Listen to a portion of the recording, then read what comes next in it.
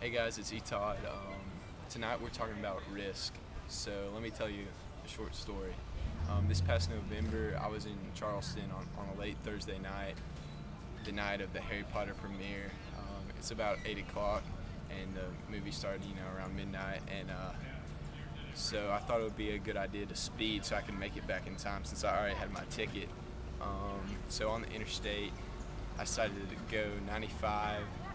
I got stopped in Monk's Corner, going 25 over with the cop, and got a nice 6 points off the license, $356 fine. So here's some other stories. All right, the biggest risk I ever took in my life was, believe it or not, coming to Wofford. Grew up in a small town, Midwest, choosing Wofford, not knowing anybody when I came down here. That's the main thing.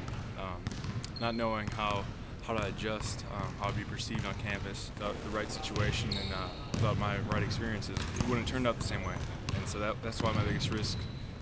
That's what I consider. Michael Hart, this is what I do. Muscle and body. You never want to talk to a pretty girl when you're nervous, because you might crack your voice. It's very embarrassing.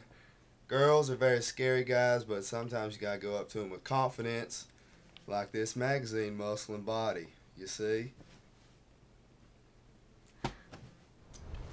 One time that I took a risk was when I decided to study abroad in Spain for 4 months last semester. I went knowing very, very little Spanish, and it was really scary to leave home for so long and to be alone in a really big city where I didn't know anybody. I ended up having a really good time, and the risk was definitely worth it. Hey, I'm Ned, and I once went to the store. Alright, so probably the biggest risk that I take, and it seems to be on a weekly basis, is kind of waiting to the last minute to start assignments and papers. So I've got a couple papers due in the next couple days, but I know that I work faster when I have them due, so I take that risk. Sometimes I get good grades and sometimes I don't, but I like how it works for me. Hey, I'm Ned, and I once ran a race with my shoe untied. Hi. Hi. One of my biggest fears is heights. And when I went to Young Life Camp in Colorado, I did a ropes course, and that was a huge risk that I had to take. Thanks. One risk that you do not want to take is breaking up a girl fight.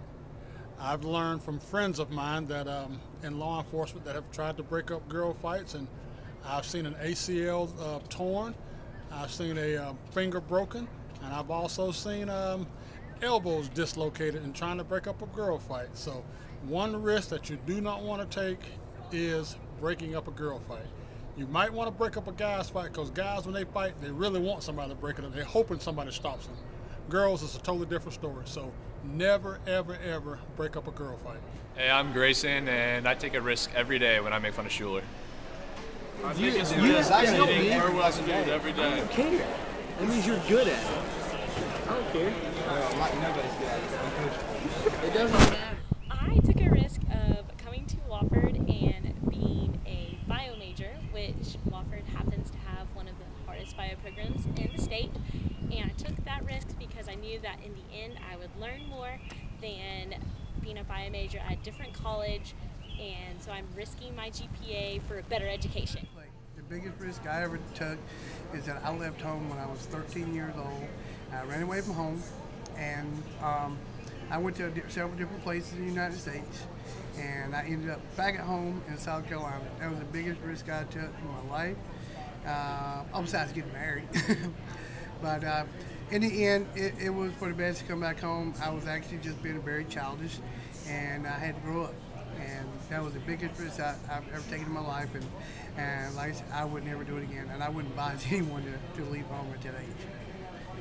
And but it was pretty fun, but it was very strange to do it, and would never do it again. Never do it again.